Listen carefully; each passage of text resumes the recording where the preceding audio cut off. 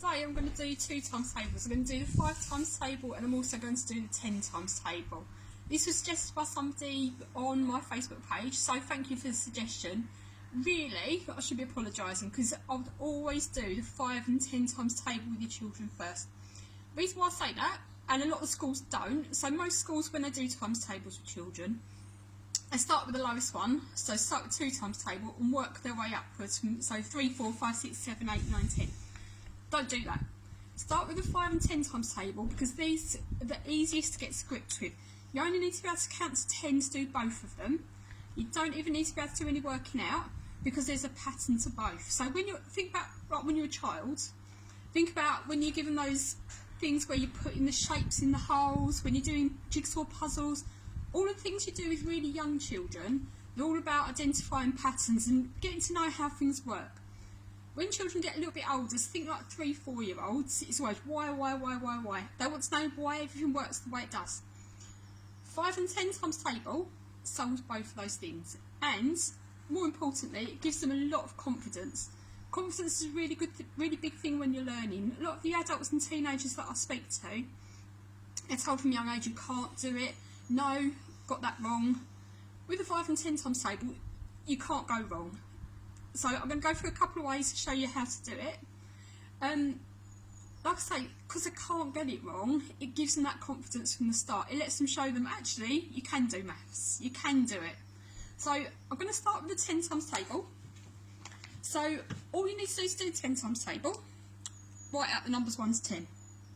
So we're going to write 1, 2, 3, 4, 5, 6, 7, 8, 9, 10. If you're multiplying any number by 10, doesn't matter whether it's any of the ones in the times table itself or any that are bigger than that, and I'll show you a couple of examples afterwards. All you do, so you're 1 times 10, put a 0 on the end. 2 times 10, put a 0 on the end. 3 times 10, add a 0, and so on. Any number you're multiplying by 10, the number that you're actually multiplying by 10, add a 0, and that's your answer. So we've got 10, 20, 30, 40, 50, 60, 70, 80, 90, and 100. If you have, I don't know, 356, times it by 10, 3,560. Give them a big number. See how big a number they can actually write. So I'm guessing it's going to be hundreds, thousands. Let them times it by 10, and that's a good way of teaching them the next one up. So if they know up to 100, so we'll do 237, times it by 10, you can use that to teach them about thousands. If they know about thousands, so if you've got 4,325, times it by 10, you can use that to teach them about tens of thousands then. So that's your 10 times table. 5 times table, you can do that on a different sheet. Just as straightforward.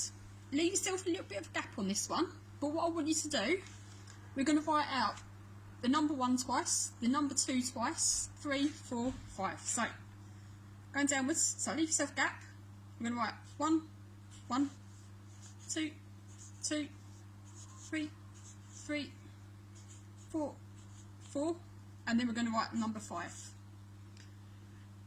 Like I say, children look for patterns. So the pattern with your 5 times table is 5, 0, 5, 0, 5, 0, and keep going. So we've got 5. So 1 times 5, you've got 5. Add a 0. 2 times 5, you've got 10. 3 times 5, we're adding another 5. Add in a 0. Add in a 5. Add in a 0. 5, 0, 5, 0. And that's your 5 times table. 5 times table is probably the most important times table out of all of them. I'm going to use this later on in the week to show you how to use 5 times table to teach children how to tell the time as well.